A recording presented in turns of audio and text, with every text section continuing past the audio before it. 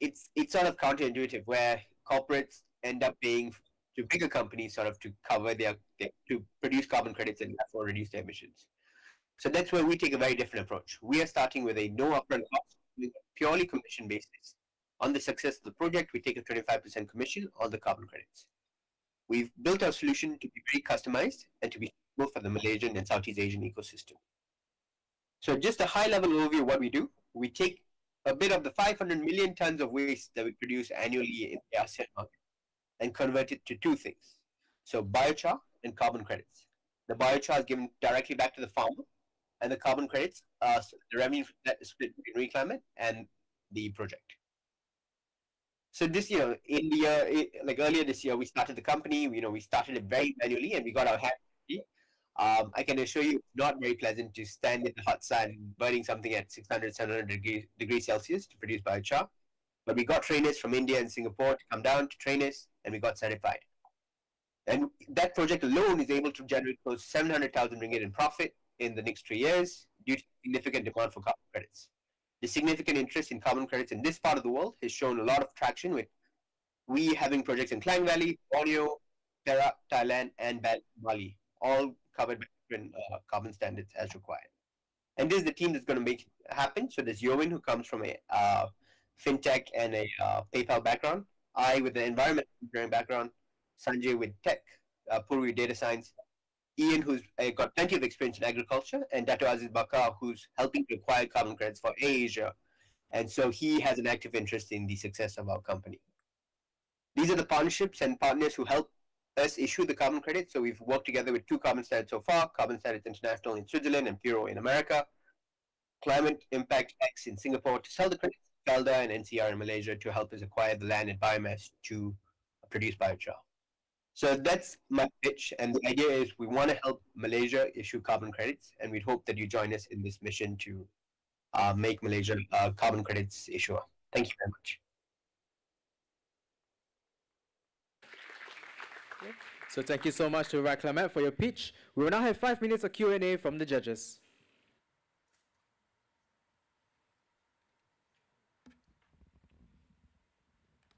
Hello, Tani, can you hear me? Yes, I can. Hey, I just have one question. I think it's about the production of biochar, right? Once you start running this at an industrial level, how do you measure the emissions from the burning process itself? How do you factor for it? Sure. So there's several things that happen, right? So there's different types of machines we can use. If you use directly the low tech smallholder farmer level, there's already assumptions that you make. You say, okay, there's a 30% carbon factor due to methane emissions, and you do some replanting, you take a discount factor. For industrial machines, we'd already have done the tests, and these tests are validated by standards and by like ICROA recognized labs. Only after that can we issue credits on that project. So the machines are tested in the type environment before we can start issuing it. I see. Okay, maybe another follow-up question, right? Because right now you're running it on a smaller scale, I think with a farm or two, I'm not sure, but later on, as you want to scale this, what's your strategy to acquire more farms within your network? Sure. So our go-to-market is primarily working with the government organizations. So there's so many smallholder farm organizations in North Malaysia. So in Kedah, Perak, working with the rice farms.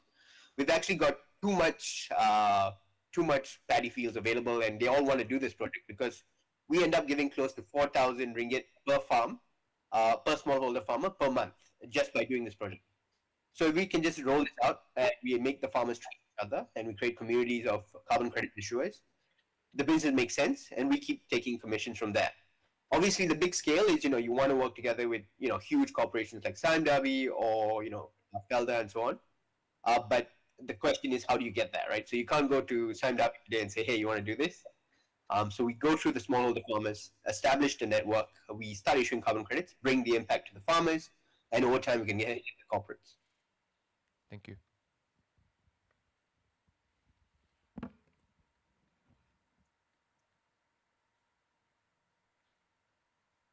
Okay, so that will be all the judges. Thank you so much to the judges, and thank you so much to Reclimate. Let's give him a round of applause, everybody. Yeah. Okay.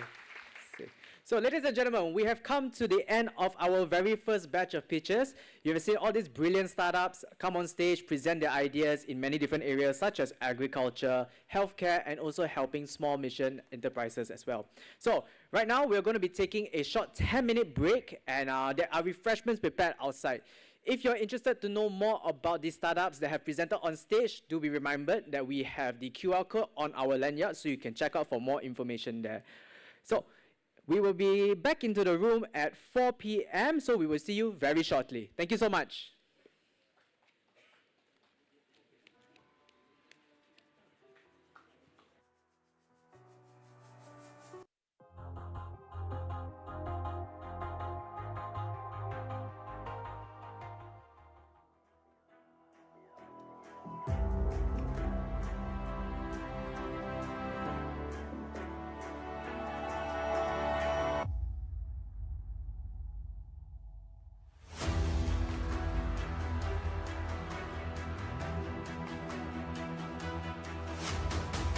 There before you can get your customers signed up versus them asking. For the presentation, what are the margins on the million of revenue? My best entrepreneurs that I work with today want something wrong. They're all insecure. They want something to prove.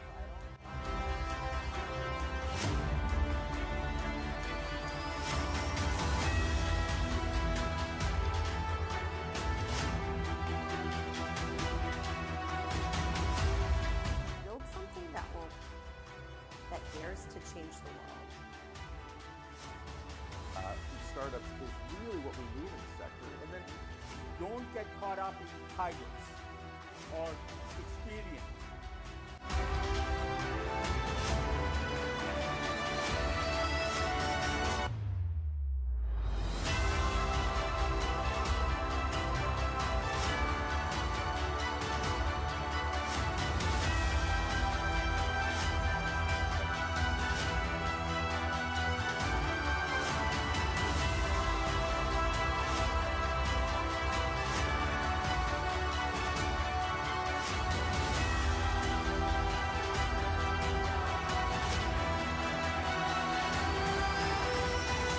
The energy was amazing. The speakers was amazing. He does my math for me and they don't film it.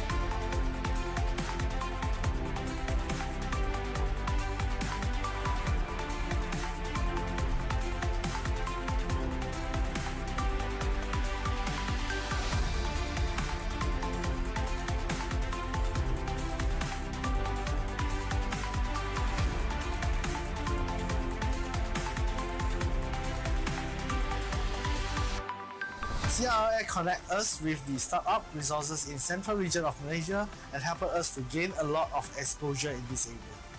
We need to validate our innovation and we need to test out in the markets and we need to do it fast. If it's not working, means it's not working, then we need to pivot to other ideas or maybe business plan. So it's really helpful for our journey. But the most important is their mentorship and their ecosystem is so powerful. Then I hope another startup can have this opportunity. After joining CLLA 18, we actually get to know there are more than actually just focusing on one side of business. We need to focus on how we put ourselves in the limelight and how we need to value ourselves based on the revenue we get, and also how we're gonna talk to the investors moving forward.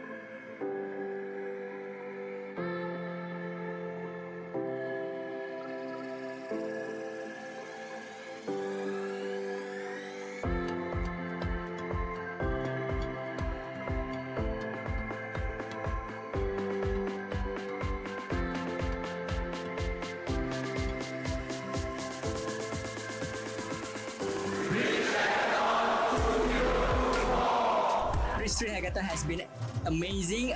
Throughout 24 hours hackathon, this is our first time in this hackathon. In this 24 hours type of hackathon, it's tiring. It's very fun experience overall. This is my first 24-hour hackathon. I did sit for an hour, but we didn't expect we can pull out this much of things. Yeah. I think it's a quite good hackathon, and actually we have graduated 2 years, so I think this hackathon make us have an opportunity to gather together and make a wonderful project. So I think it's a way continues our friendship. This is our very first time to participate in such kind of hackathon, and it is also an overnight one. So yeah, it is very exciting for all of us because it is also our first time to develop a Web3 project. So yeah, it's totally amazing for us. We did a wheel storage service. I mean, given that 80% of the population in Malaysia doesn't have a wheel, so we think that there might be something in there that, and wheels are very important documents, and people don't like them to be tampered with. So we think that's why blockchain is a unique solution for it. Yeah. The workspace is very clean and tidy, and the toilet is clean also. Shout out to the organizers and everyone here, the crew. They've been very good and helping us. This whole experience has been really about the people, the experience, and the learning experience. I feel like this has been one of the most enthralling hackathons I've ever been to. It's my second hackathon, but I can feel so much fire and energy from everyone, and I really enjoy the whole entire experience. Really shout out to Growth Charger for organizing all this for us.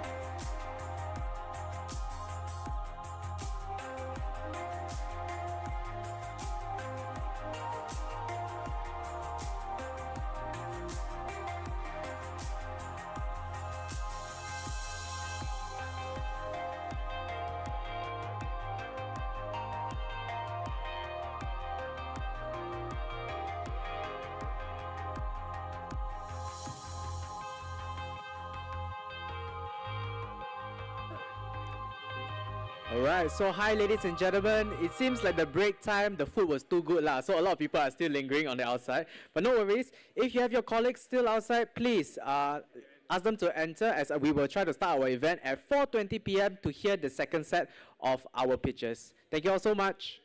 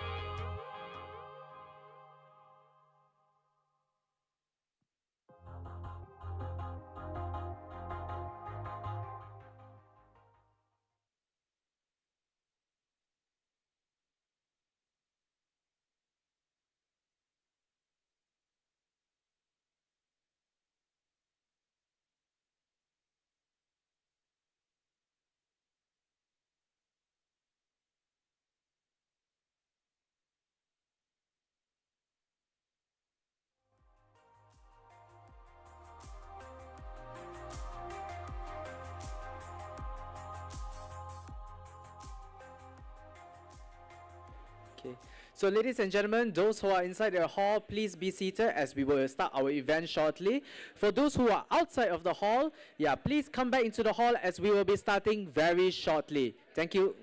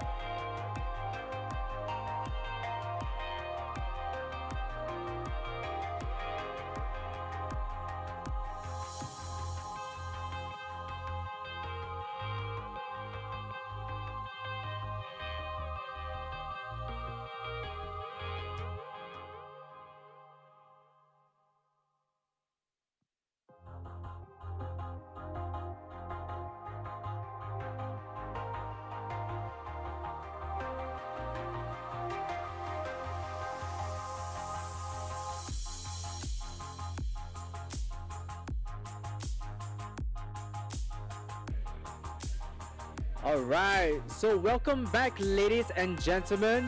We hope that you enjoyed the break outside. You know, the teh tarik and everything. You know, it went a little bit longer than 10 minutes, but it's okay. You know, Malaysia boleh. Now, since we're actually back, we hope that you all enjoyed your drinks and snacks and you all are feeling refreshed for our event as we are continuing for today. Now, we would like to begin our next session by inviting our second keynote speaker of the day, which is from CloudMile. CloudMile is a cloud and AI company empowering businesses to accelerate digital transformation through cloud technology and machine learning. Please welcome on stage the country manager of CloudMile, Lester Leong.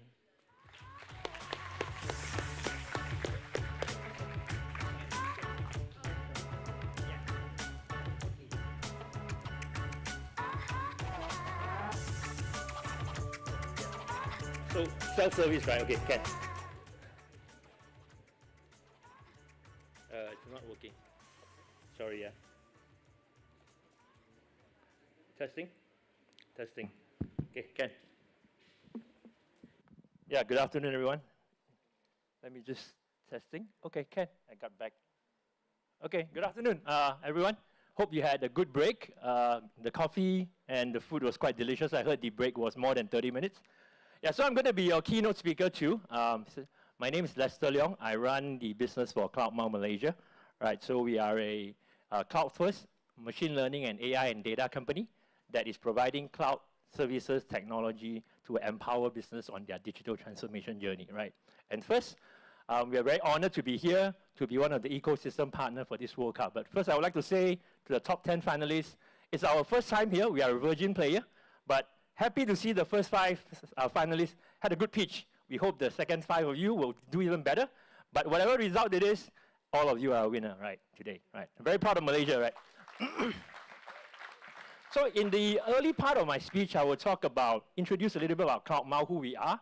And then the second part, I will tell everyone why we volunteer ourselves to be in this startup ecosystem, right? So I mentioned earlier, we are a cloud AI and machine learning company. So we are across APAC, right? And the fun fact is, we leverage on, if you notice my attire, right? I look very googly, right? Innovative, fun, you know, energized. So yeah, literally, our technology is all powered by Google, right? When you talk about data AI, who beats Google in this world, right? Innovative, you think of, oh, this world, right? You know, self-driving cars, etc., etc. Okay? Now, we are a startup as well, but today we are in Series C already. And then hopefully we can hit the board within the next 2 years, right? So I just want to let everybody know, while doing business as a startup, we realized that we need to contribute back to this community. So this is why we are in this ecosystem and want to volunteer ourselves to help more startups like yourself be successful with technology jumpstart. Yeah, being a fellow Malaysian, I worked in Singapore for 11 years. Came back in 2011 because my parents grow old and they don't like Singapore, so I got to come back and I got a chance to contribute to Malaysian society. All my entire life, I was working for MNC, right? So I wanted to do all this stuff, but I couldn't do because there's red tape, yellow tape, blue tape, right? All the MNC people, you guys know. So, you know, while doing business, we're also doing our commitment back to society. So we have an NGO that does CSR. We work with Google and the Malaysia government to upskill and reskill B40 and M40 people to have AI and data skill sets to get ready when all these data center players come, all the hyperscalers come, right? Now, we volunteer ourselves to be in the startup scene because we want to be able to bring technology to you guys based on the experience that we have. So for example, agent to you. If you were able to use technology to do profiling of your clients better and the AI is able to automatically tell you which of your clients are able to offer microloans for them without even you going into it, that would be ideal, right? Yeah, so just give an example, right? So I want to skip this, it's bragging rights, but literally we are doing the right thing and we get a lot of awards and we are in Series C. And yeah, in the office itself, we also invested back in Malaysia. So we're working very closely with MDEC. I think we are the first company that invested a AI office that we have in Gardens today. We call it a Center of Excellence Digital Hub, which means in the office itself, everything is powered by data, machine learning, and AI.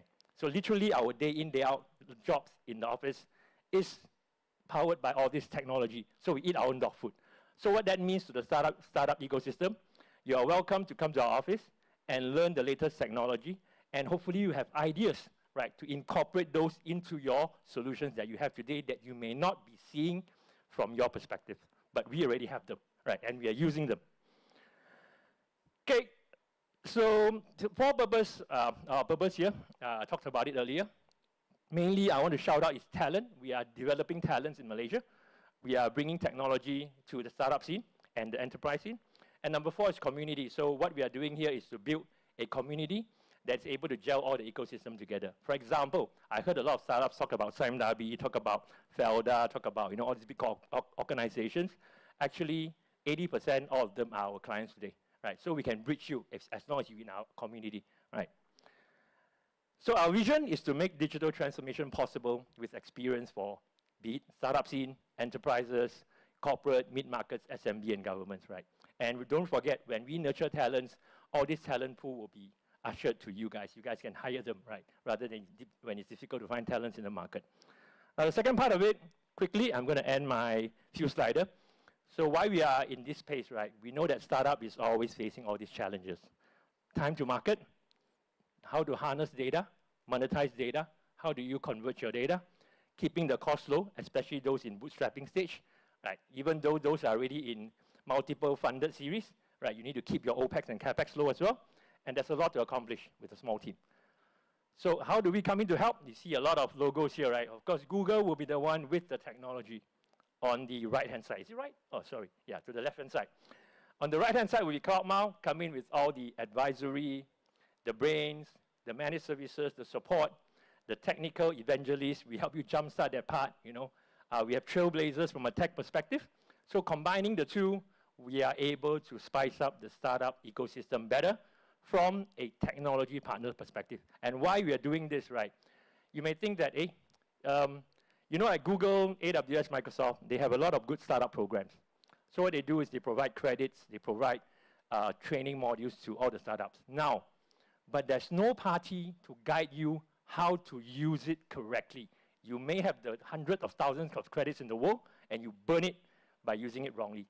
But with us coming to the ecosystem, we are able to guide you how to use it correctly, how to optimize your credits, and how to use it to achieve more by building your solution better with technology backing it up, right? Many people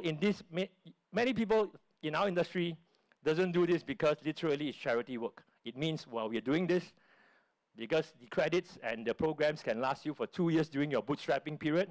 There's no revenue for us.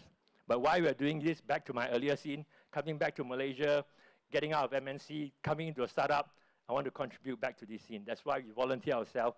And very, very honored to be a partner of Growth Charger. Today we are next year. I'm going to do something with Cradle to do more in this scene from a tech ecosystem partner perspective, right? Then hopefully when 50 years later I can live until 100 years old, I go to heaven, right? Yeah. So these are just some programs that I just want to quickly call it out, but if you want to scan it, you can apply for the program. Literally, there's 2 tiers. 1 tier for bootstrapping, 1 tier for VC funded. So the programs consist up to about $350,000 that you are able to use to spice up your technology. But talk to us. We have a booth outside, or any I'll be around. You can get connected to us. And last but not least, this is the one we talked about. We are working with the Malaysia government, and this is open to all the startup people as well. Literally, we are going to provide all this AI, machine learning, data training for you without cost.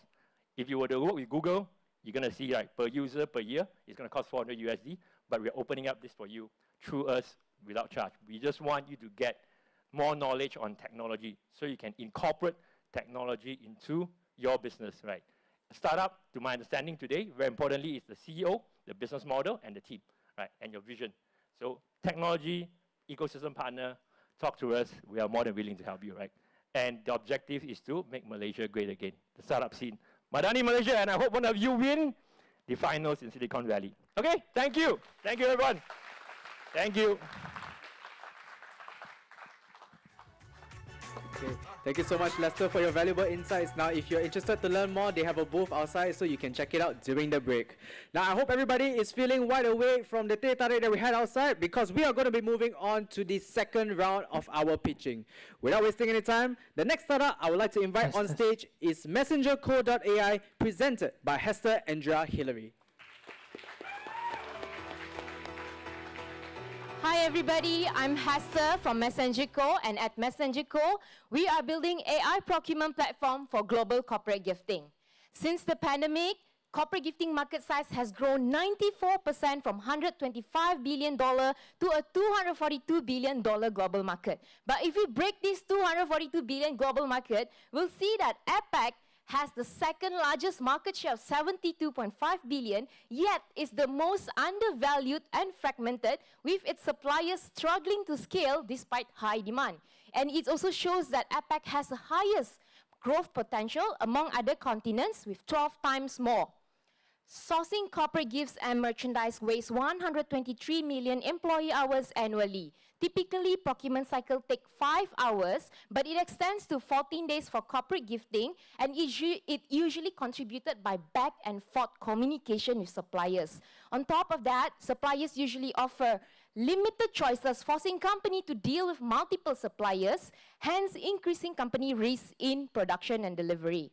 Our solution is to cut sourcing time from 14 days to minutes. How does it work? Our AI concierge will help to curate from hundreds of thousands SKU, giving you the best combination based on your prompt, and then you can visualize all your branding and logo on the merchandise or gifts. And thirdly, you can get instant quotation and ready to send to procurement team or your manager for approval. If you approve this quotation, we'll auto-issue an invoice for your payment, and we then make 40% gross profit from this transaction. Since this is a consignment sales business model, MessengerCo operate with light inventory, holding no or little stock. We develop cutting-edge technology that connects our entire supply chain on a single AI platform. And this is how AI platform works, where it will tell us our supplier reliability, risk factor, sustainability rating, and also carbon emission emitted by our suppliers. And we also have other features that will help us decide better, ensuring that we are giving the best recommendation and insights for our user.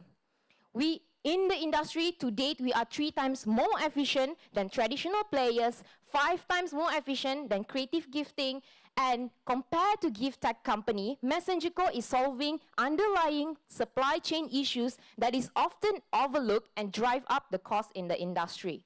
We have a unique advantage here in Malaysia as a growing hub for global gifting procurement. And guess what? Malaysia ranked most competitive global business solution location just behind India and China. And what does it mean? So what? It means that MessengerCo or any gifting industry in Malaysia has opportunity to increase AOV from this opportunity. And let's look into our successful customer story. Here's Schneider Electric, who within 2 years spent $75,000 with us, with an AOV of 6,250, which is 4 times than our average AOV, and 10 countries ships. We are the only local gifting platform to serve regional procurement with 10x ROAS and 5 times faster. And we have 3 winning strategies.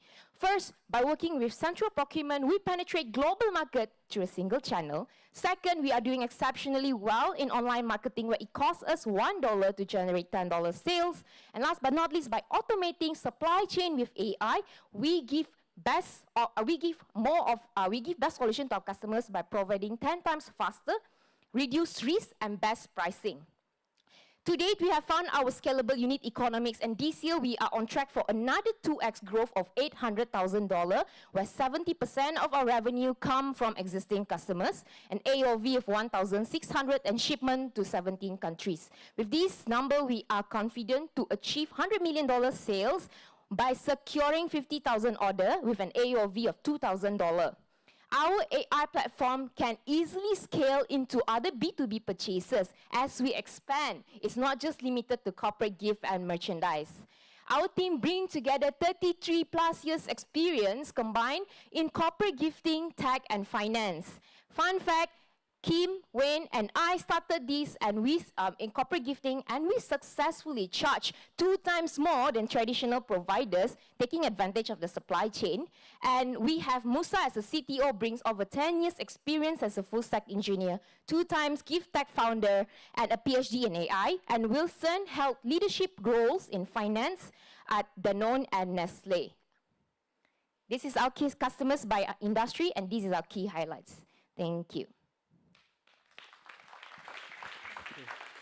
Thank you so much to messengerco.ai. We will now have 5 minutes of Q&A from the judges.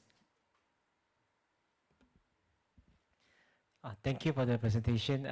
Just a quick one. So just now you made about 0.8 million today, right? Yes. So what's the numbers in terms of the corporate clients that you currently working with? Currently, we work with around 500 to 700 corporate clients. And these are our corporate clients. Half of the banks here in Malaysia are our customers. We are their preferred vendors as well.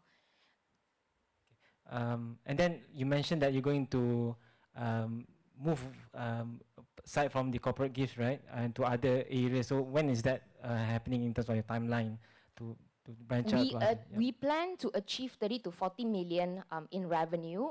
If you see corporate gifting, we don't just plan to solve within Malaysia, we plan to solve on global scale. So think of it like Alibaba, but with enterprise compliance, so that you can buy bulk and allowing us to deal with this kind of transaction like Snyder. But the reason why we focus on corporate gifting is because it has higher margin than the rest of B2B purchases, allowing us to make profit. Thank you. Thanks for the presentation. So what's your competitive advantage compared to your other competitors? So we differentiate ourselves from creative, traditional, as well as gift tech companies. We feel like traditional and creative, they're not scalable because it's too manual labors, and everything that they do is checking stock, communication, back and forth communication. And as to compare with gift tech company, right, we can see that North America and Europe, we can see that they're doing exceptionally well, but they're doing well in connecting supply and demand only. They're not solving underlying supply chain issues that drive up the cost. And this is where I meant that me, Kim, and Wayne has been taking advantage of this system and the corporates by charging you guys 2 times more, and you guys don't even know. Now you guys know, but we're doing better. We're building this. We're getting 40% gross margin instead of 100%, and we are disrupting this on a global scale. I think just a feedback from me. I think it'll be very interesting if we could do like a live demo next time for any pitches to anybody. That's all. Awesome. Okay. Thank you for the feedback. I'm curious about your 70% repeat purchases. What's the reason for the remaining 30% non-repeat, and what's your plan or strategy? What I meant by that is, 70% revenue come from repeat customers. So how do you optimize the remaining 30% to increase your more repeat customers coming back to contribute to your revenue? Good questions. So if you guys see, we don't have many customers because their AOV with us is quite high, right? Pretty high. Our strategy to make sure that they keep coming back is us registering as a preferred vendor so that we can lock them in and make sure that using our system and process, they liked us. We get, in procurement team, they also rate us as suppliers. We make sure that we score A for all of it.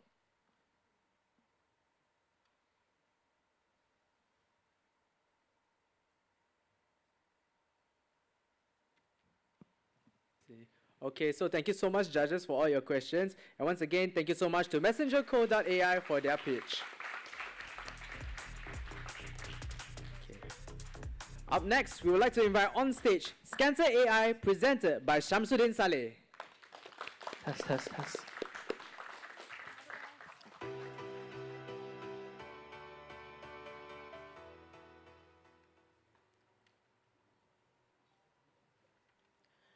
Hi, my name is Shamsuddin. I'm from Scancer AI. We are on a mission to revolutionize the lung cancer detection with AI technology.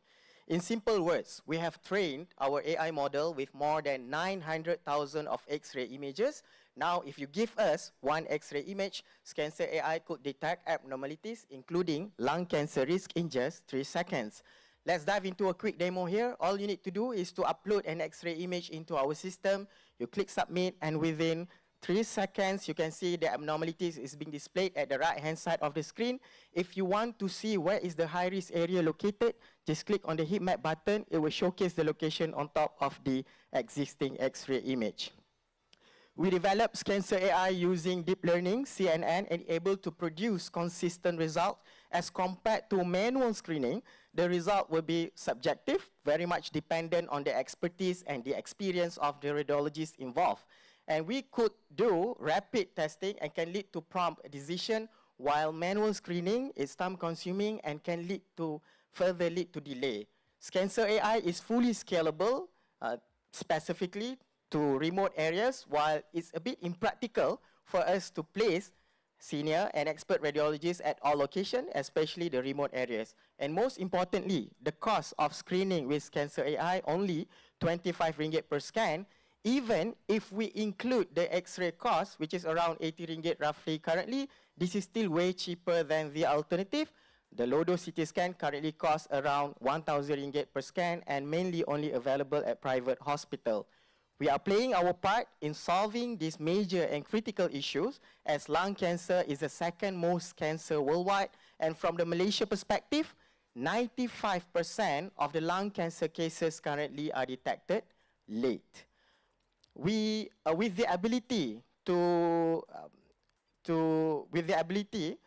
scan 18 abnormalities in 3 seconds, we are outpacing our competitors from South Korea, namely Lunit currently detecting 10 in 10 to 30 seconds, Vuno 5 in 3 seconds, and QI from India currently detecting 28, but takes them around 10 to 60 seconds to do so. And as an industry benchmarking, the two South Korean companies currently valued at $1.7 billion and $419 million respectively. And we are a 3-member team at the moment, led by me, engineering graduates from Vanderbilt University, and I have more than 10 years experience in various industries. Among the company I've worked at was Petronas Gas Berhad, and Dr. Saiful Izwan Hussein, and doctorate from RMIT, which currently serve as the head of faculty in the UKM, and Adibah Nordin, our tech enthusiast, computer science graduate from UITM, and currently serve as a CTO at one fintech company. We are also supported by senior radiologists, expert from Hospital Chancellor Tunku Mukhris, UKM, and also UPM. We use a B2B business model with 10,000 ringgit of integration and setup fee, 25 ringgit fees per scan. With a minimum of 1,000 scans per year, we are projected to hit 8.8 million revenue by 2028. Our go-to-market strategy will be targeting more than 1,000 hospitals and clinics in Malaysia, and as the first ever locally developed lung cancer detection powered by AI, we are strategically located to tap into 13.66 billion Southeast Asia medical technology market. Currently, we are focusing on enhancing our AI model with local data. We receive a major support from major health institutions in Malaysia, namely Hospital Chancellor Tunku Mukhris from the UKM, and we've had an engagement with Mahtas, an agency under Ministry of Health, back in April. From there, we managed to gain support from Institute Cancer Negara, and the most recent are from UPM, Hospital UPM, and at the right-hand side, you can see some of the hospitals that we are currently in talk with. We were recently crowned as the My Startup Pre-Accelerator winner back in May, and we are on the right track to launch Cancer AI next year, and hoping to reach 20% market share by 2028. And the ask, currently we are raising 500,000 ringgit for 10% equity. 60% of it will be utilized for further development of our AI with local data. Join us in revolutionizing the lung cancer detection with Cancer AI. Thank you.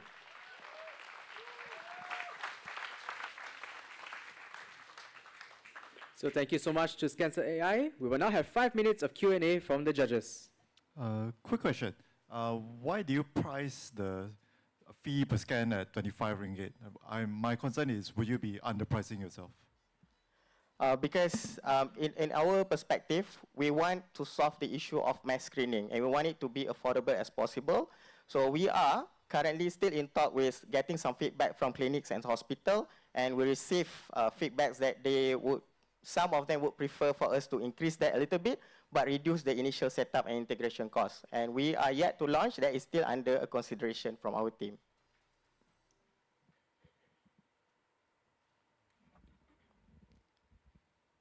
Hi.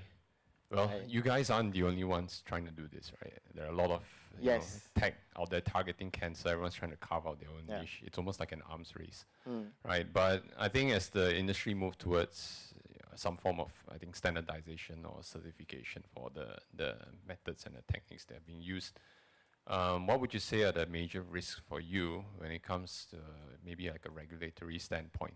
You know, because if you are a little bit too different from, or you don't actually meet the regulatory requirements or approvals, eventually, how do you continue to work, you know, as Cancer AI? Okay, our motivation in continuing this project is because the Ministry of Health Malaysia, under Masters, they published a paper in exploring the AI technology. And while we were still, Dr. Saiful was working on the research. That's why we worked together. And we still see a potential, because from the Malaysian context, there are 2 or 3 companies working to getting in. So we are still early. We can still join them as an early provider in Malaysia. And I think we were blessed with the session that we had with Mahtas, an agency under MOH, that we received a request from them to finish up the project soon, because informal information that the government is looking into procurement of this sometimes as early as next year. That's what we are currently striving on. So in terms of pivoting it with other solution, because Dr. Saiful also actually started, maybe you can say that you started with the breast cancer project, and then in the end, maybe because limited time, so in the end, we pivot the solution to lung cancer because of the X-ray image is widely available, so it's pretty much easier and it's much more valuable. And we really have to solve the early detection issues, as 95% of still cases are still detected late. Thank you. Well, thanks for the presentations. Very nice innovations from Malaysia. I also have a questions on the price tag, right? 25 ringgit per scan. And currently, most of the hospitals are using the AI tools to confirm, you know, whenever there's a dispute. And that's probably happens like 5 within a month. And if you are practicing 25, then you're probably collecting like 200 from the hospitals. So how are you going to make your business model sustainable? That's questions number 1. Number 2, at 80% accuracy, which you didn't present it, but I just saw that, I saw that flash through. What sort of approach that you're taking to mitigate the risk if you miss screen or diagnose? You know, patients supposed to have cancer, but you miss out that because of the 80% accuracy. Okay, so I'll answer on the pricing strategy. And like I mentioned earlier, it is not cast in stone yet, but the reason, the logic behind the pricing that we are putting in is we want to go for volume. We set a minimum, the pricing strategy for a minimum scan of 1,000 per year with that pricing, and we will introduce a different mechanism, a different pricing if it is less than 1,000 scans per year. And in terms of okay, in terms of accuracy, yes, accuracy is currently is around 82 to 85. Please bear in mind, although it's 82, this is par with the expert radiologists that need to identify 18 abnormality. So if you compare to 1-to-1, cancer or cancer, it can be more than 95%. So yes, it is par with the expert radiologists for this timing. Yeah.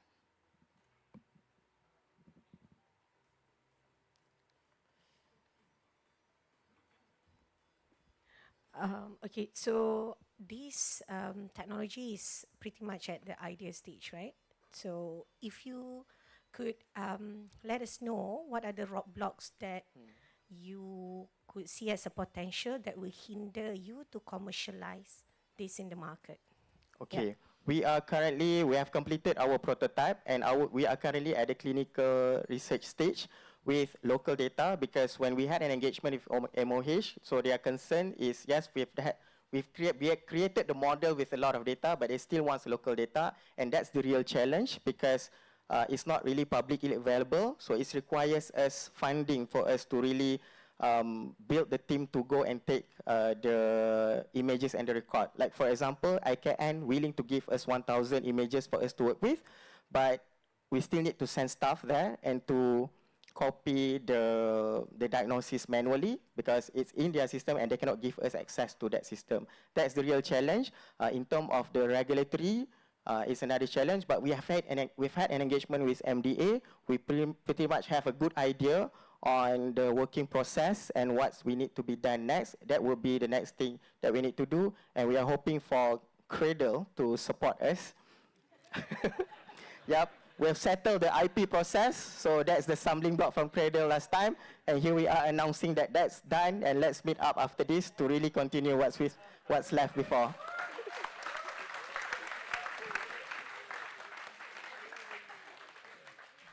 Okay, so thank you so much to the judges. And once again, thank you so much to Scancer AI for their pitch. No, you know what they say, right? If you don't shoot your shot, you never know what's going to happen. All right, so up next, I would like to invite on stage Midwest Composites presented by Sunil Raj. Test. Hello.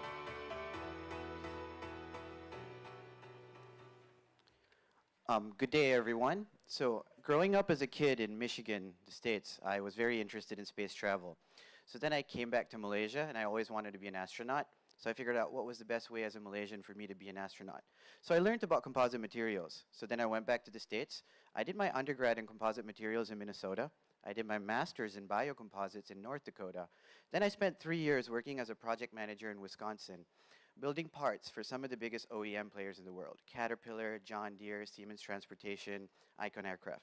Here I am today to tell you guys about my 19-year journey in composites through my company, Midwest Composites, where we sustainably engineer biocomposites. So one of the problems that we notice in the world today, vehicle manufacturers are looking for more green and sustainable materials.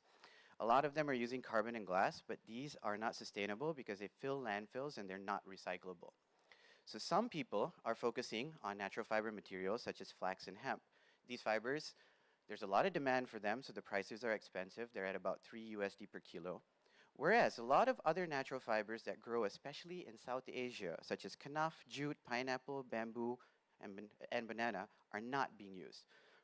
So we've come up with a solution where we developed a high-performance natural fiber textile mat for advanced composites. We have a woven and non-woven version. It's about 70% the strength of glass fiber, gives you vibration dampening advantages, very pretty to look at. They reduce 75% of your carbon emissions, a very good insulator, and they can be impregnated with the thermoplastic or thermoset resin.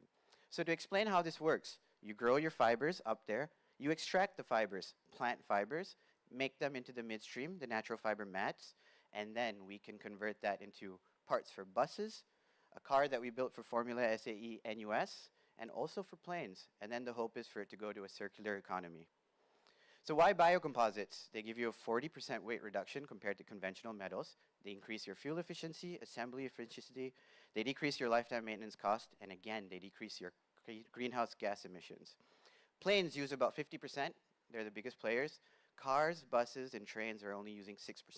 This is the gap in the market that we want to take advantage of, especially when the EV sector, battery players, looking for more sustainable materials to make their vehicles greener.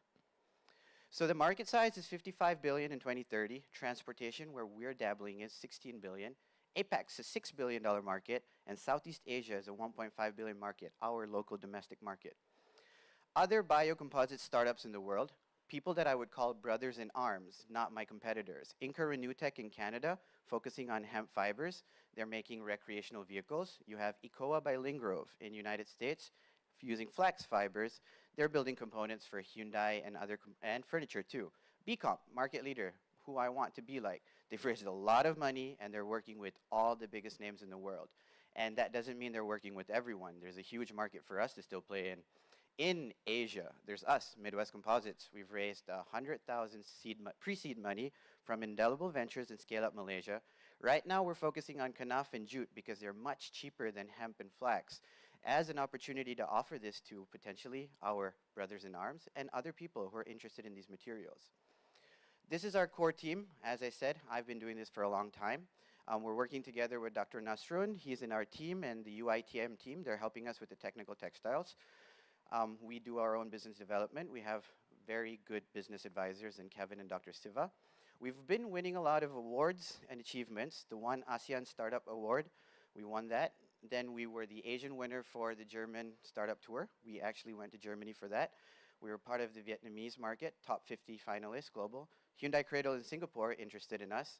Future Tech, the Journal of European Composites nominated us as an Asian Startup Booster finalist last year. Also, SAP and Gap. Governmental agencies such as Mranti, NICO, the National Aerospace Innovation Corporation, has appointed us as now an SME in the composite sector, and other government agencies such as Bioeconomy, Cradle, and Nano Malaysia have given us money. Some products that we've built, shopping carts, we renew renewable 20%, reduce the weight by 32%, customer very happy. Drone components, agricultural drones, we're building these in Malaysia. We built this for Arena Cambien. We're also getting a lot of interest from other drone players in Vietnam and Malaysia. We've built bus components, car components, torch for Petronas's 50th anniversary, souvenir parts for Felda. We're looking for 700,000, which would help us develop ourselves as the premier biocomposite solution provider in this region. And this is our dream for the future, where we're building natural fiber composites for SpaceX. Thank you very much.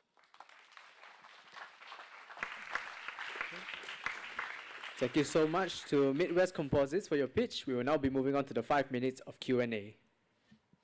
All right. Thank you. Can you share with us your financial traction? Yeah.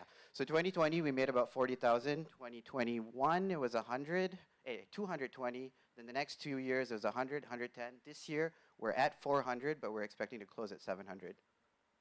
All in Ringgit Malaysia. Right. I mean, based on your previous slides, right, it seems like you are looking to do a lot of like different products, yep. Right? Is there going to be like standardization moving forward? Because if you were to, you know, cast your net too wide, it's very hard for you to scale moving forward. Like, what would be your strategy moving forward? Absolutely. See, if I was in the States, I would be focusing on automotive and aerospace. Being that we're in Malaysia, the market's not as advanced, so that's why I'm spreading my net wider to find the right customers for me to lock down and then scale up from there. But see, because we're a materials company, we're not limited to just the markets that I'm talking about. There's so much more potential.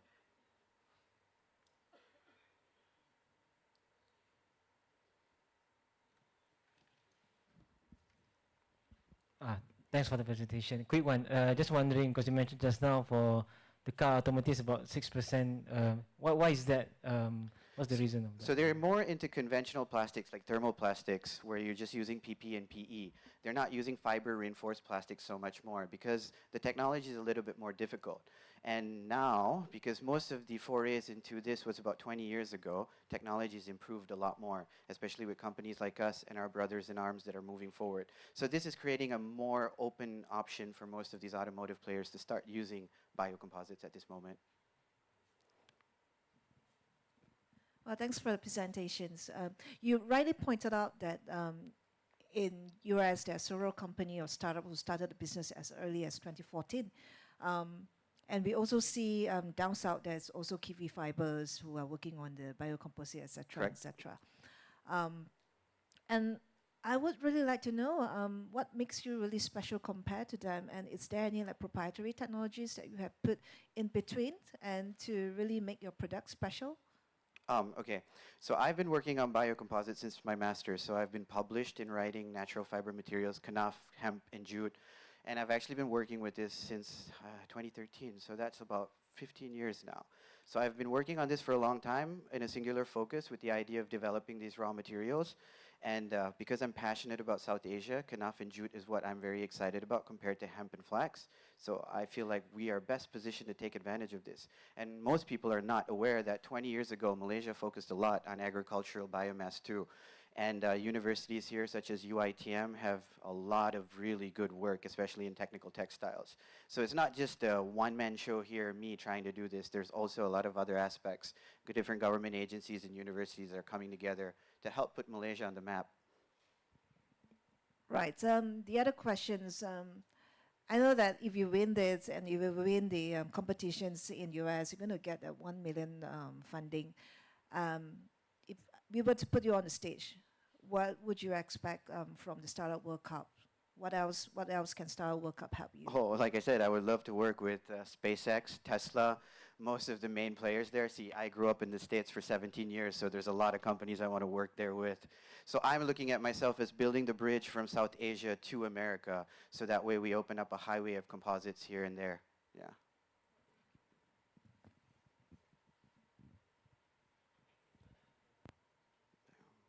Okay, so thank you so much to our judges. And once again, thank you, Miss West Composites, for your presentation.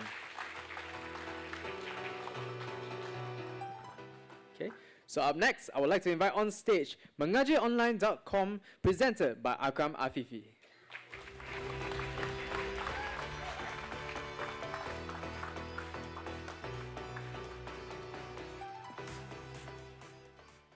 Assalamualaikum warahmatullahi wabarakatuh. I am Akram Afifi. Oops, sorry. I am Akram Afifi, founder of mengajionline.com, one-stop center platform to connecting the student and the teachers around the world. Let me be transparent and honest with you guys. We in Muslim community have huge problem. If Aisha want to get class, Aisha need to go to the different places just to learn about the Quran. Imagine how difficult it is. See, the struggle to fragmented, manual, and conservative, and it's not easy to access. But wait, I learned in Jordan, also have masters in Islamic studies. 60% of my friends are unemployed. We need to change our career after spend 4 to 6 years spent in Islamic studies because a very limited job opportunity. And that's why we built an innovative one-stop center platform to connecting the student and the teachers around the world. Just like Grab and Uber, kind of. And all the subject now just into one single windows. We can support from the cradle to the grave. Yeah, alhamdulillah. And you know, what makes us more excited that non-Muslim also on board in our platform. So now, anywhere can learn, we can support the whole family, and teacher can teach around the world just from home and room. Interesting, right, though? Alhamdulillah, for the past years, we managed to create more than 10,000 job opportunity to teach more than 25,000 students to 30 countries all over the world, and we managed to get more than 13 million, alhamdulillah. But we believe that just a small number from a huge expanding community in the world. Just a small number. You know, the demand keep on increasing year by year. One of the creative ways we want to penetrate this market is through the collaboration. Example, you have the Quran. Malaysia publish about 1 million to 5 million copies every year. If you got the Quran, you can understand Arabic, even you can recite it, you don't understand it, so what is the point? Now, every printed Quran have QR code at the back. You get it free, maybe.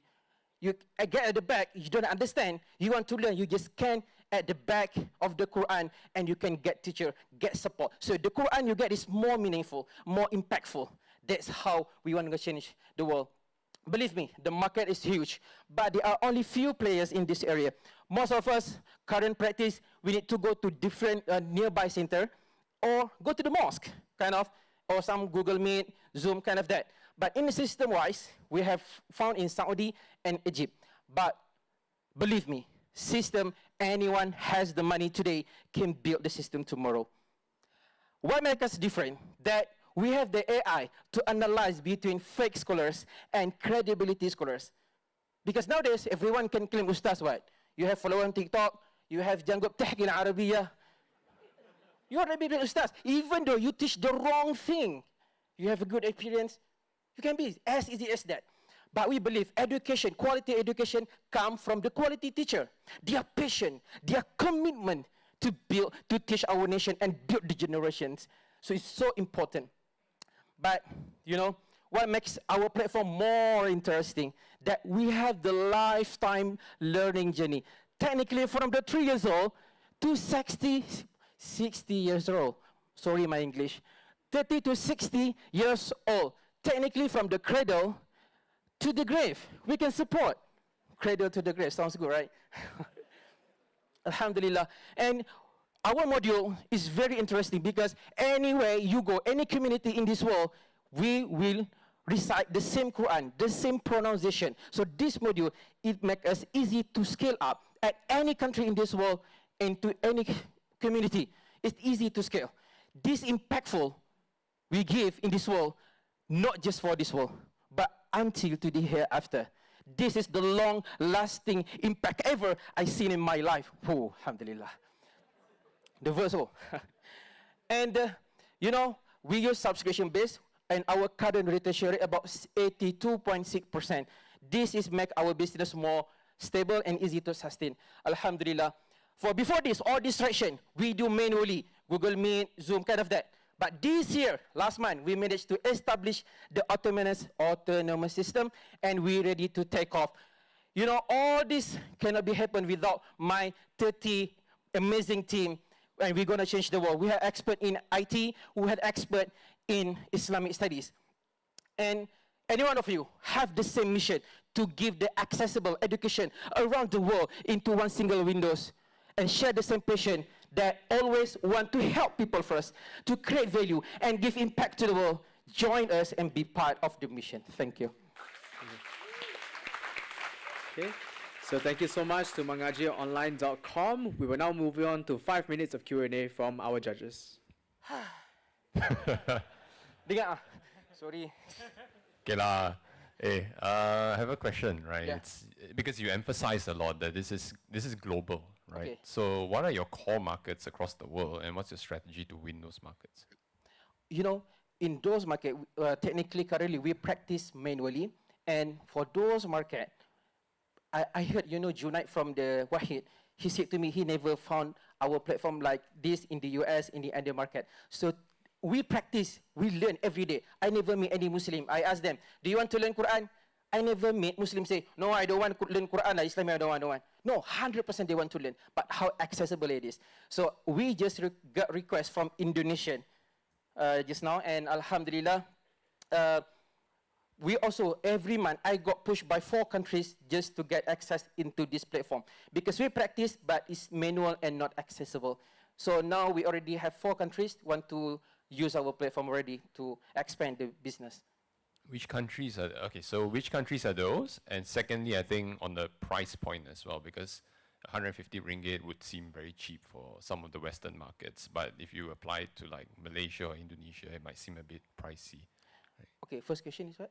The first question, which countries? Which countries? Okay, I told you 2 sides lah. Our largest student, of course, Malaysia. Second, Singapore. Third, Australia. And 4th, Qatar. And the first country we want to penetrate to be ground in the root and growth is the Indonesian, because we already have approached by their authority. So Indonesia have the biggest Muslim community in the world. So that is make us more interesting to expand and continue to give impact to the world. And coming to the second question, what it is? Sorry. Pricing strategy. Pricing strategy. Of course, in Malaysia, on average, is 150 ringgit to 200. But in another country, it depends. But most of our country, the most important, we secure the gross profit. As long we can get minimum 52.6% is enough for us. It doesn't matter. As long we can pay teacher based on their hours. And Alhamdulillah, because our result, we managed to get shaking hand lah. Because with Prime Minister, just last month, Alhamdulillah, I'm just quite short, but Alhamdulillah lah. And secondly, I managed to open, this is not signed document, cawangan kind of that lah. This is real, I opened the company in Indonesia to expand more business and continue to give impact. Because Indonesian, this is interesting info. Can I continue? Nervous oh, hampa main naik tengok.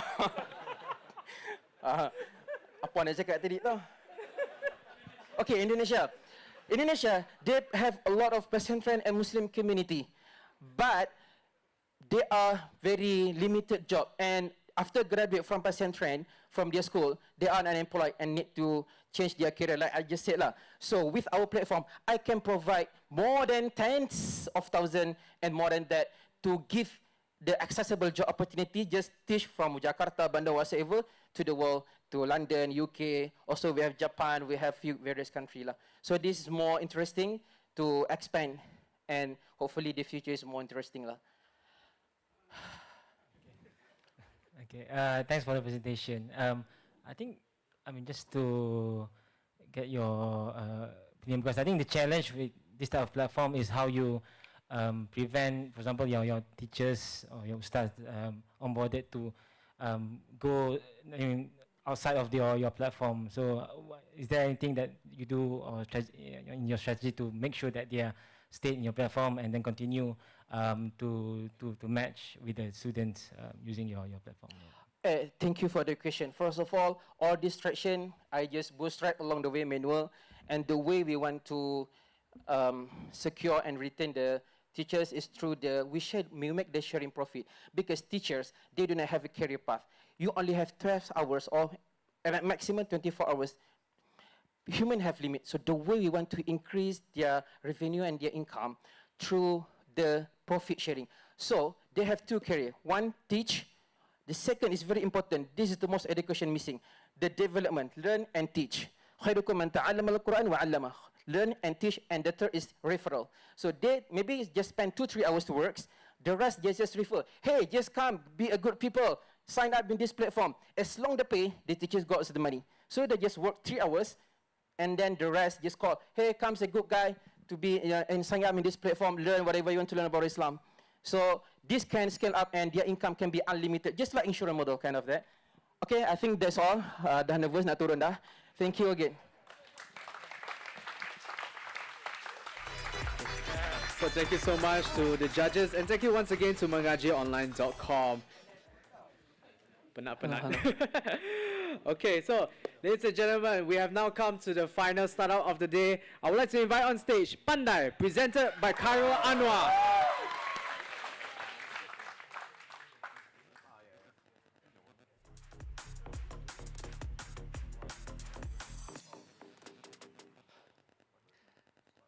In school, students would get report cards, and it can look something like this. Students can see their grades, their marks, which can be useful, but students are still confused how exactly they can improve. And because of the large classroom size, students do not get personalized feedback from their teachers. So what's different is that Pandai is able to analyze the students' performance in detail. I'm Khairul, the handsome one on the left, and together with Sahimi, Akmal, and Nazar, the four of us have known each other for more than 20 years. We actually went to the same school together, same batch as well. And Pandai is new. Pandai is new, but before Pandai, we've been in the education business together for the past 15 years. But we were doing traditional educational programs, a lot of face-to-face program, paper-based programs, going to thousands of schools, engaging thousands of students, not only in urban areas like here in KL, but also rural areas, schools that you can only get to by boat, for example. And we've been active internationally, specifically for education. And we brought students, unearthed anak-anak Malaysia to also get recognition.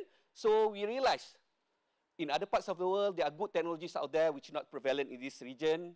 And there's a lot more we can do to create even bigger impact. And that's why we started Pandai, a whole new startup in 2020. And in just a short period of time, now, more than 100,000 students are already using Pandai actively. Not registered students, these are active students. And our subscribers are increasing 23% quarterly. And we actually increased our average retention from 60% to now 93%. And I just want to share 3 things that we learned from our students. 1, students do not actually learn the same way. Very different from one another. So that's why it's important to have personalization. So all the offerings in Pandai, whether the quiz, the flashcards, are all custom tailored, personalized according to the student's progress and performance. You weaker in certain areas, you get more content in those areas. There's instant feedback, detailed explanation, and all the progress reports. Number 2, students actually need help of building the habit of learning as well, motivation. So now Pandai has gamification. Students can collect coins, badges, leaderboards. Coins can be converted into tangible vouchers. Obviously, can be supervised by the parents. And they can compete with one another, friends and strangers as well. But most importantly is this, and relates to the first thing I said in the beginning. Students do not get clear feedback on how exactly they can improve. So what's different is that Pandai have intelligent analytics. So Pandai actually break down the performance in detail. So instead of telling the students, oh, you're getting, C for science or B for math, Pandai is actually telling the students, yes, you're getting C for science now. Tapi, chapter 1 and chapter 2, maybe you're doing well. Chapter 4 and 5, you're slightly weaker, and maybe chapter 7 is where you're failing at. And like Netflix, there's also recommendation engine. So in short, students love to use Pandai. Millions of questions get completed per month, and they spend a lot of time on the app. And more importantly, 92% of our learners actually get better grades within just 2 months of using Pandai. And even though Pandai is relatively new, we've gotten a lot of recognitions locally and internationally as well. And being accepted into Y Combinator, a very prestigious startup accelerator program in Silicon Valley. So we learned a lot, you know, the 3 months program, not only how to build a good product, but a good community around it as well. And since last year, we've been working on our own AI that is built specifically for Southeast Asian students and teachers. So we release features related to content generation, personalization, and also student pathway. So I just give one example. One of the latest AI features is this thing called Pandai Bot or P-Bot, which is launched in February this year. It's already generating close to 400,000 conversations per month by actual real students, not only from Malaysia but abroad as well. And it's like a personalized tutor sitting next to a student, giving personalized feedback one by one. And now, Alhamdulillah, we became the #1 ranked education app on Apple App Store and Google Play, beating the likes of Duolingo and ChatGPT.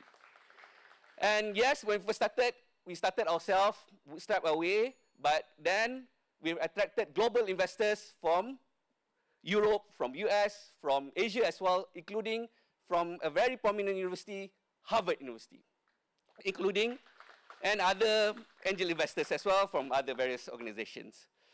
But our focus at Pandai has always been to improve our children's academic performance, regardless of how well they were doing before.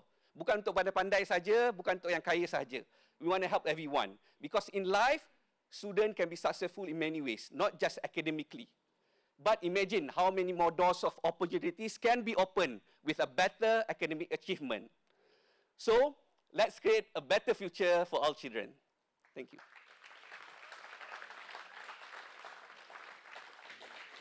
Thank you so much, Pandai, for your pitch. We will now have 5 minutes of Q&A from the judges. I'll start with the questions. Because last week at this time, I was at my children's school collecting their report cards. Not only that, they don't know what to do, I also don't know what to do. So that's a good reason for me to go to Pandai.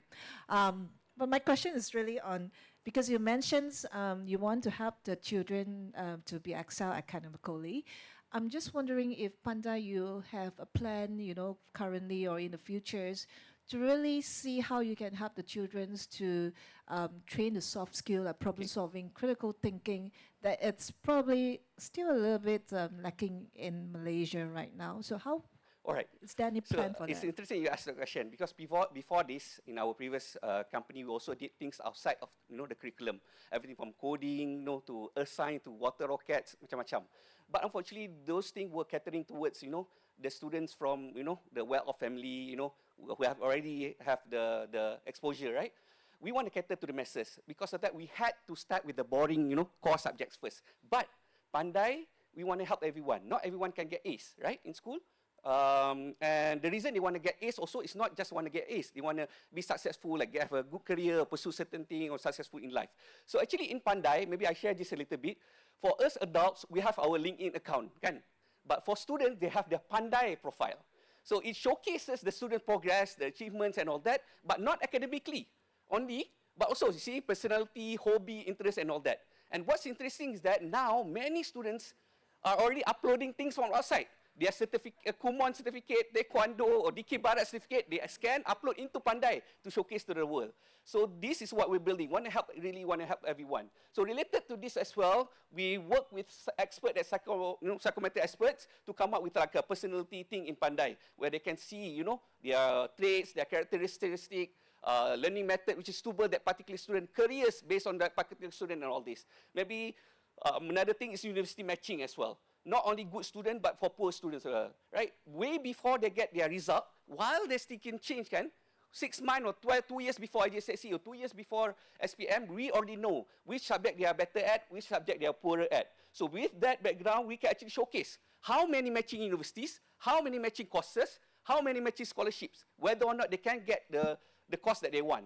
So for A student, we don't have to worry. But for most students, right, With this visibility, they can focus a bit. Oh, rather than I focus on my elective like geography, which is less important, might as well focus on passing my English or improving my math from C to B. Then I can get the scholarship or the universities that I want. So these are the things that we're building. These are not roadmap. These are release features. These are all using by thousands of students in Pandai.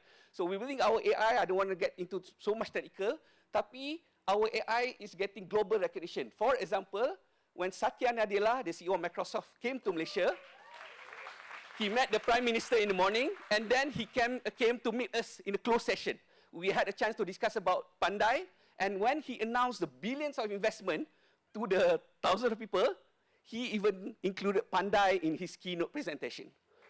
And it's the same with NVIDIA, with others as well, not only local program, but international program as well, many other AI, global AI initiatives around the world. So that's the thing that we're building at Pandai.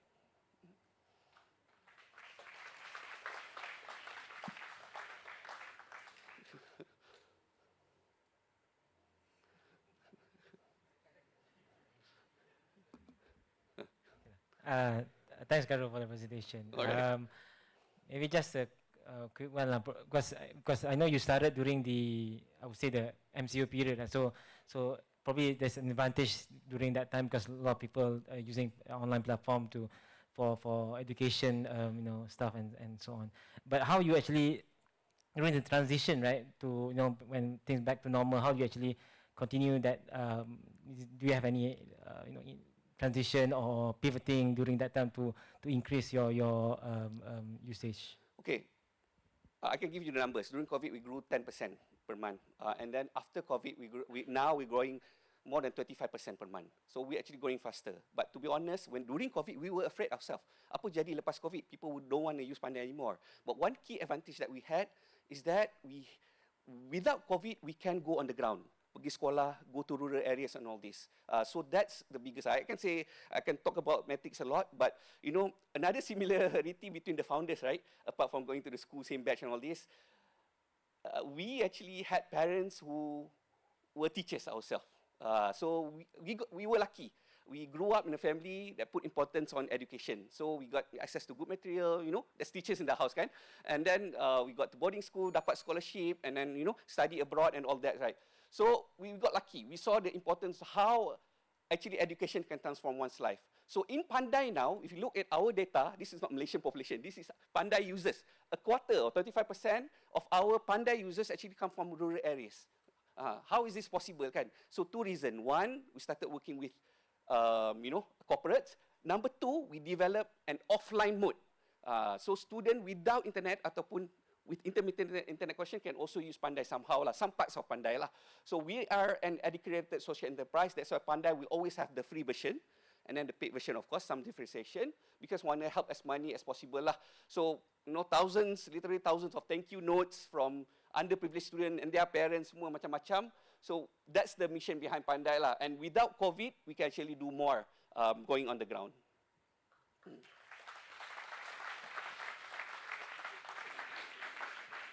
Okay, so thank you so much to the judges, and once again, thank you so much, Pandai, for your pitch. You may now be seated. All right, so ladies and gentlemen, you heard from him himself. If you have any of your old schoolmates that you guys are still buddy with, give them a call. Tell them you want to start a business, not to sell insurance. Okay? All right, so we have come to the end of our pitching session for today. We hope that you enjoy all of the wonderful ideas presented on the stage. Right now, we're going to be taking a short break, all right, while the judges carefully consider who will be our winner for today. So we have the ushers that we're going to bring the judges into the holding room. And for the rest of you, we have refreshments prepared outside. It is now 5:30. Please be back in the hall at 6 p.m. We try our best this time, okay? Thank you all so much.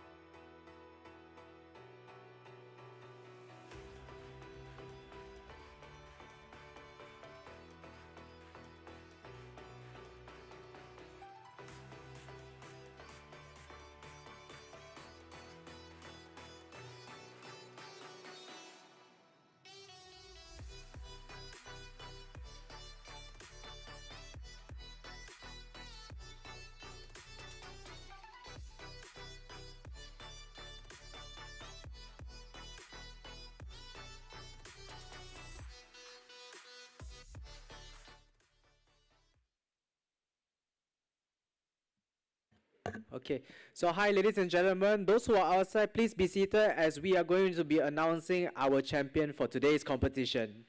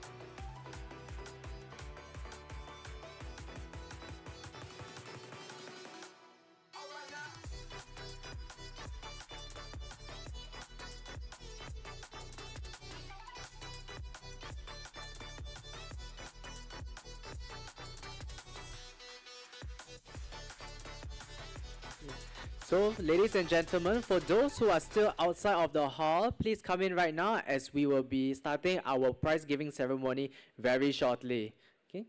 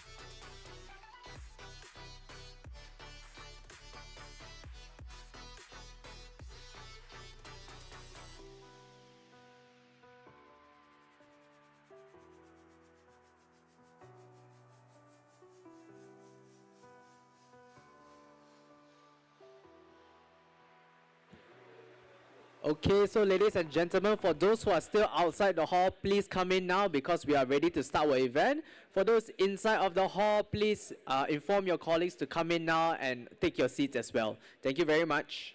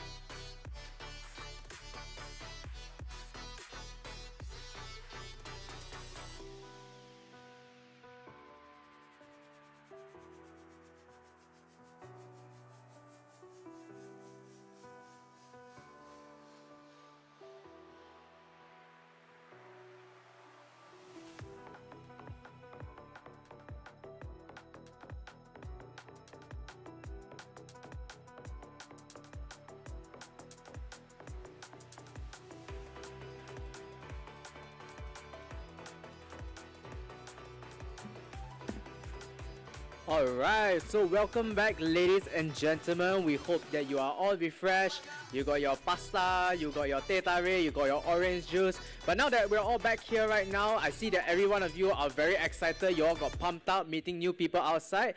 But now that we're here, before we announce the winner, we would just like to take a moment to express our sincere gratitude to all of our esteemed judges.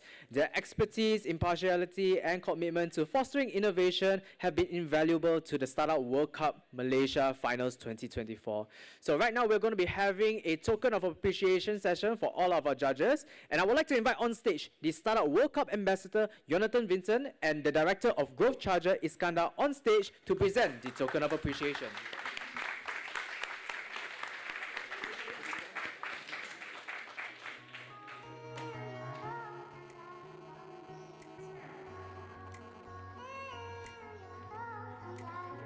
Right. So I would like to invite on stage Senior Vice President of Grant and Investment at Cradle Fund Syndrome Berhad, Juliana Jan.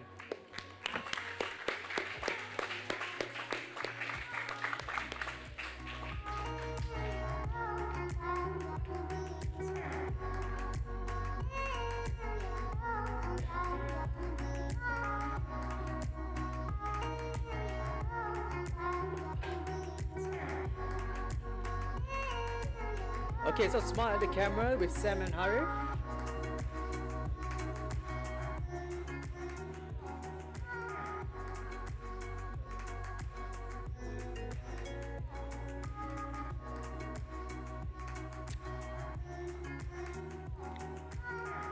Okay, thank you so much, Juliana. So can we have you remain on stage as we will have a group photo later with all of the judges? Right.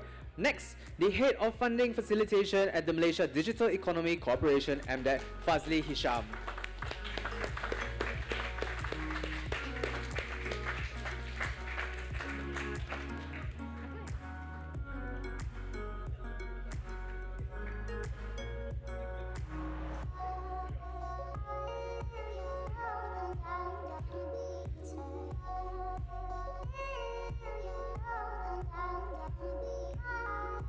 Okay. Next, Principal Investments at the Hive, Southeast Asia, Watson Tan.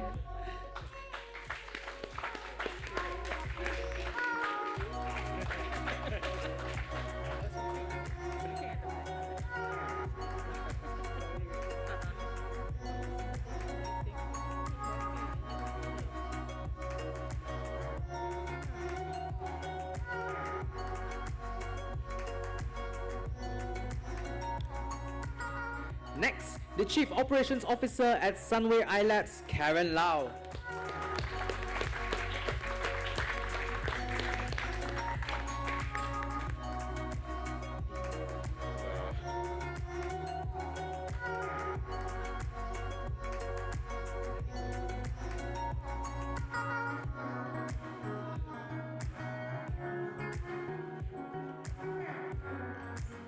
Next, Vice President of Investment at Ignite Asia, Jake Tui.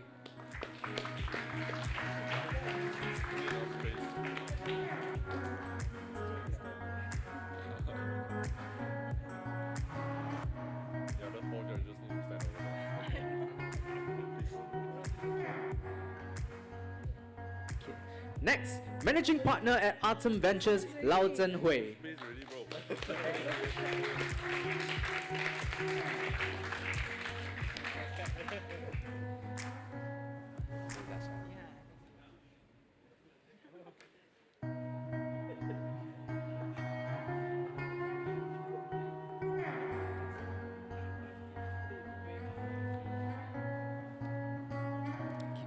Next, Assistant Vice President at Iris Capital Partners, Kenny Lee.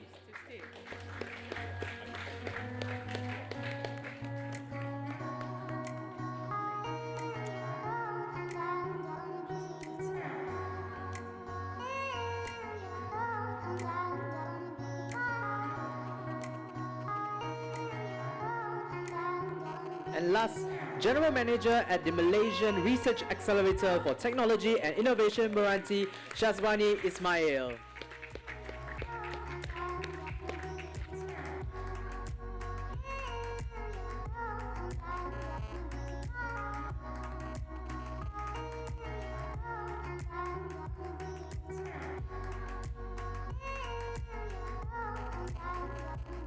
Okay, can we have all of the judges together for one group photo, please?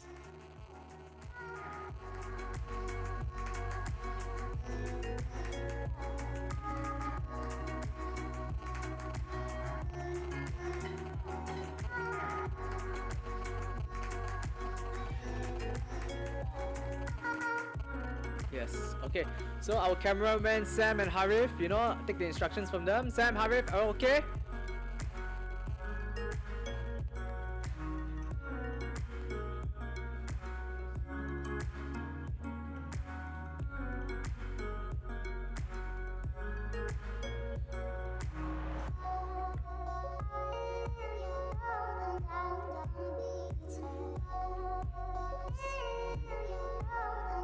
Okay, so thank you so much to our judges. Let's give them a round warm applause, everybody.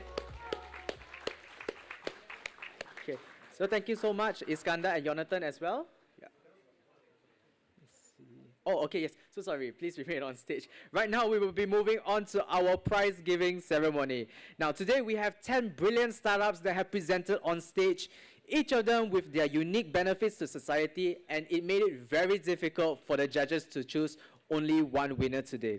Now with that, I would like to invite on stage Cradle Group CEO Norman Matthew Van Hacker, accompanied by Startup World Cup Ambassador Jonathan and Growth Charger Director Iskandar.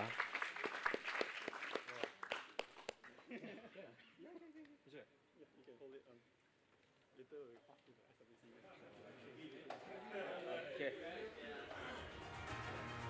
Alright. So the winner of today's competition will not only be representing Malaysia at the Startup World Cup Finals in Silicon Valley, Silicon Valley, but they will also be walking away with a trophy naming them this year's Malaysia Regional Final Champions. Okay, so we take one photo first, Harif. Yeah.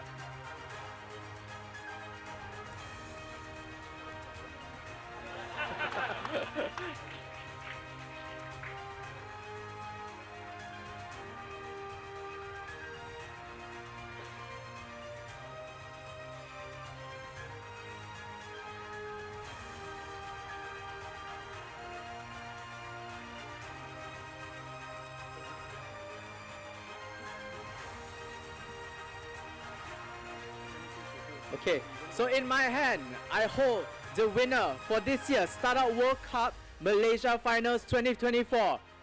And the winner is Midwest Composites. Woo!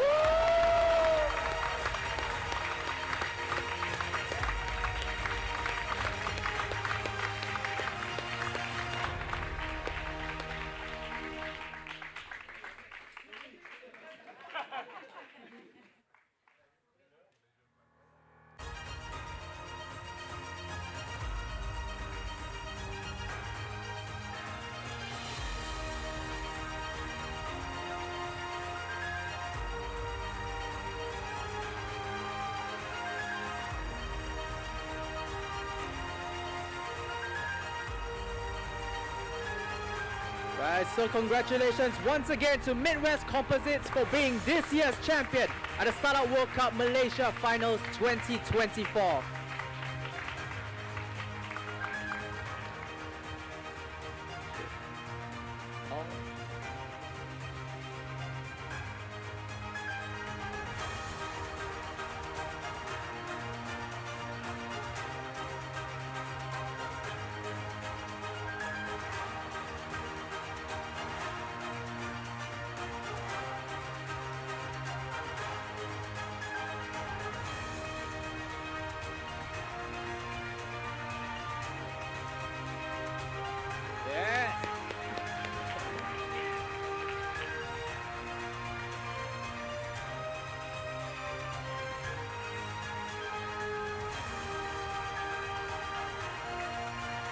Okay, all is good. Thank you so much, everybody. Thank you to Jonathan, Norman, and Iskandar for giving out the winner of this competition. You may now proceed back to your seats. Thank you all so much.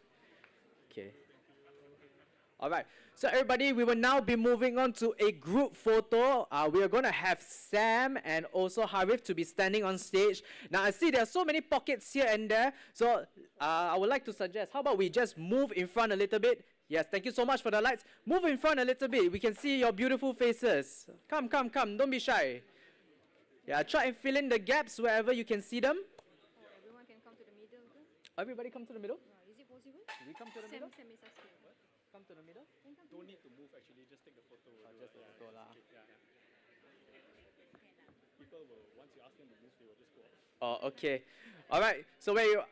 Okay. So once you're comfortable with where you are, just have a seat. Okay, Sam, Harif.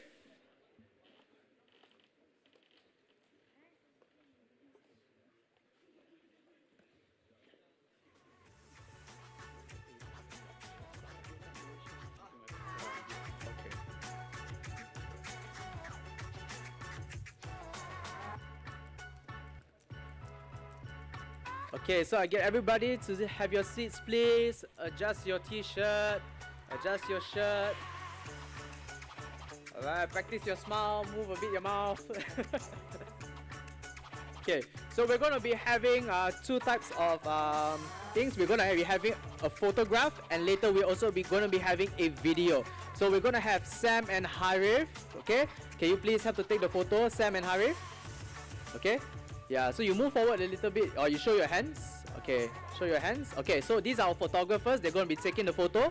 Okay, so it will be on your count, guys.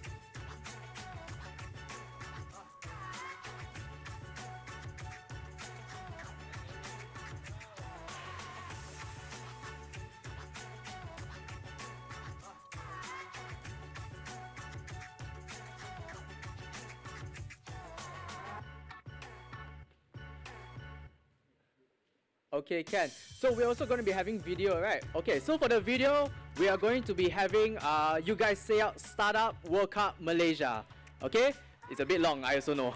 Alright? So we give it a try. Okay, Startup World Cup Malaysia. Okay, just these three. Ready? 1, 2, 3. Startup World Cup Malaysia! Okay, okay, very nice. Okay. So we do one more. When you hit Malaysia, right, everybody pump your fist into the air. Like Merdeka, you know, oi! Like that, like that, like that. Okay, ready? Videographer, ready? Okay, steady. All right, ready? In 3, 2, 1. Start up, World Cup Malaysia! Woo!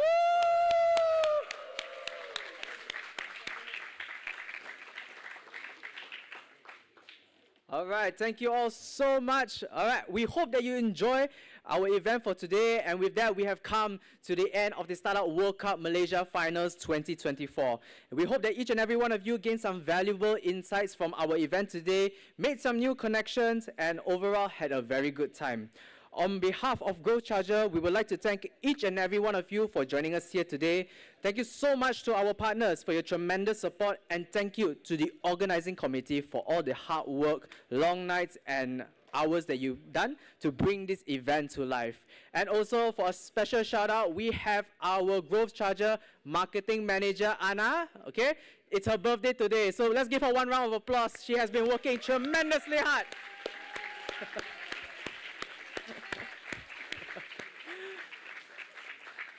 She's inside the mission control room. Maybe that's why you guys don't see her. All right.